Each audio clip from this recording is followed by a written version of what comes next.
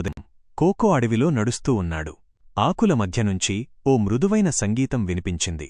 ఆ శబ్దం వింతగా, కాని మాయగా ఉంది. కోకో ఆశ్చర్యంగా తల తిప్పి ఆ శబ్దం ఎక్కడినుంచి వస్తుందో వెతకసాగాడు.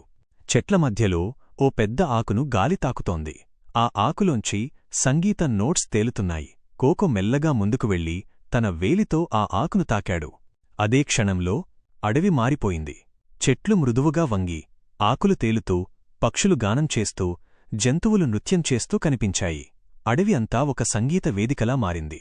టిల్లు, కుందేలు, పక్షి, ఆల్ చేరి కోకో చుట్టూ తేలియాడుతూ ఆనందంగా నృత్యం చేశారు.